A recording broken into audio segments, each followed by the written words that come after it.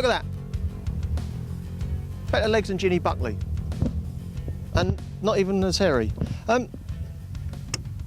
This little thing is called the Seat Arosa. Seat is a Spanish company. Let me just give you a little brief history lesson. It's a Spanish company that was owned by Fiat of Italy. Fiat walked out on Seat, left them in the wilderness. Seat didn't quite know what to do with itself. Eventually was bought up by Volkswagen of Germany. And thank God they were, because the result is this little thing here called the Arosa, which is a fine little motor car, about to go on sale in Britain in right-hand drive for just £6,995 on the road. And that also includes a 3-year warranty.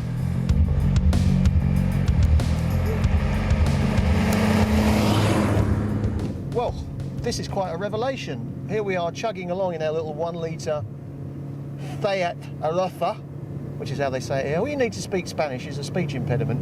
And I've got to say, 1 litre, you'd never believe it, because the thing is fine. We're on this sort of bypass at the moment, here in wherever we are, Lanzarote, I don't know where that is, Canaries somewhere, and we're chugging along at 100 miles an hour, and it's absolutely fine. Oops, not if you select wrong gear like that.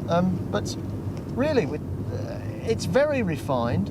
It's a very, very small car. I wouldn't like to be sitting in the back, when in fact, you really, although it's a 4-seater, 2 adults in the back, I think, would have great difficulty getting comfortable, because there's not very much leg room at all. But who cares about them? Anyone in the back is a non-paying passenger. It's not them that's important. It's people in the front, in particular in this seat. And this seat, really, it's great.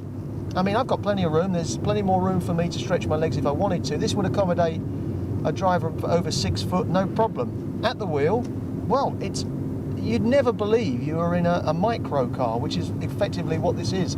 This is, you know, sub-super mini, 1 rung down below the sort of Polos and Ford Fiestas of this world.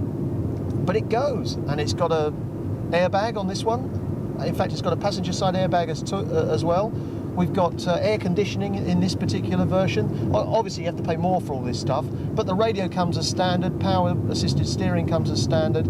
So you're not just getting a cheap car, you're getting a cheap car with a very, very high specification as well. I kind of like this this bare metal on the doors. There's no need for all this cosmetic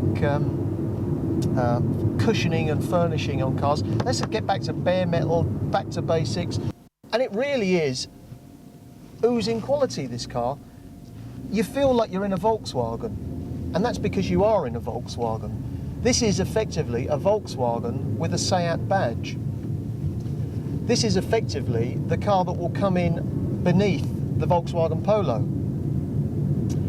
And the question is, when Volkswagen themselves start marketing this car, built in the same factory by the same workers as the Volkswagen Lupo, believe it or not. Have you ever heard such a ridiculous name for a car? The Volkswagen Lupo will be out next year, or you can go for this, the Seat Arosa, built in the same factory, which is out this year. The difference between the Volkswagen version of this car and the Seat version of this car, which is the one we're in at the moment, is that the Seat version is cheaper. The Seat version has a 3-year warranty against the Volkswagen Lupo's 12-month warranty. And really, there's no contest. Don't bother going for the Volkswagen. Don't bother hanging on for the Volkswagen, because the Seat gives you the identical thing for less money and with a better warranty.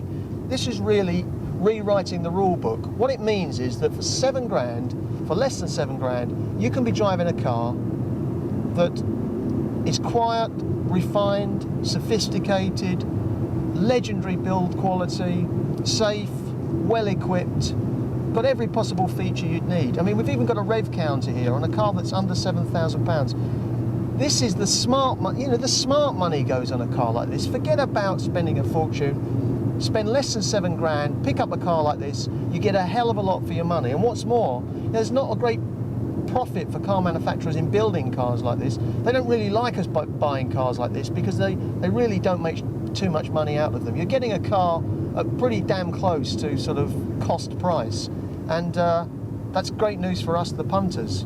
I mean, if you wanted points out of 10 for this car, not necessarily for its appearance, not necessarily for its performance, but if you wanted points out of 10 in terms of its appeal to the buying public, in terms of its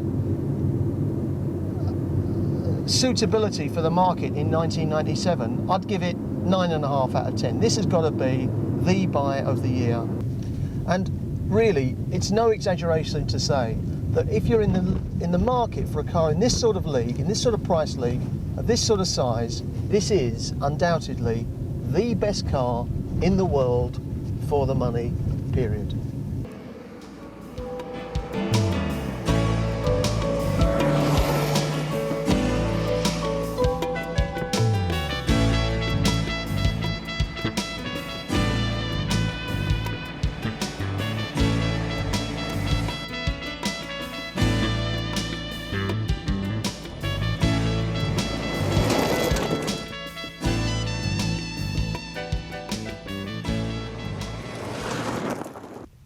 Well, here they are, the cheap seats. Not that these cars are cheap in the tacky sense of the word, they're inexpensive cars, and the man that's brought them to you is Kevin Rose, the Managing Director of Seat UK. Kevin, congratulations. Nice to see a car manufacturer putting on the market something that's unique and, for once, very, very good value for money. Yeah, we think so. I mean, the entry car's 6,995 on the road. I mean, that's actually on the road. No disguised charges. And that's with power steering as standard, split folding rear seat, coloured bumpers, height adjustable steering wheel. You know, a very, very good, really a mid-range spec for an entry car. So we're very confident it'll sell. And if you want something of a better specification, you can actually order that as an option package. That's right. We're going to have 3 or 4 option packs for comfort, safety, style, whatever, which again will be very, very well priced. So for the price of, let's say, our competitor from Ford, you're going to have a very much better equipped car.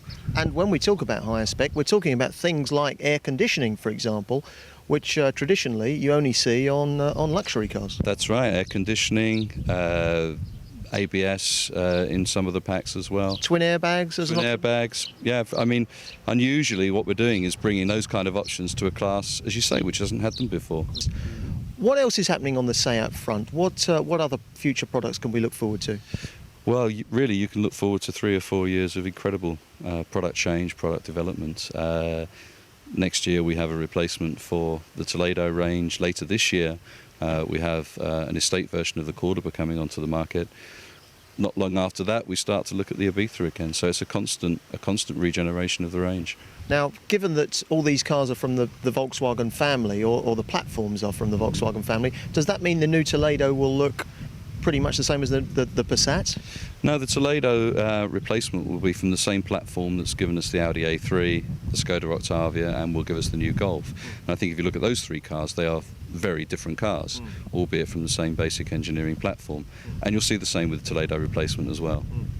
Generally speaking, you know, Seat, I think, have been sort of sandwiched between the quality European cars, you know, the German, the Volkswagens, the Renaults of this world, and perhaps the Japanese. And people I think the problem is that people view Spanish cars as they might view cars that are from Malaysia or perhaps from Korea. And I think that's a little unfair, because I think you're slightly above that, aren't you? I think we're mainstream European. I don't think there's really any difference now between cars produced in France, Germany or Spain.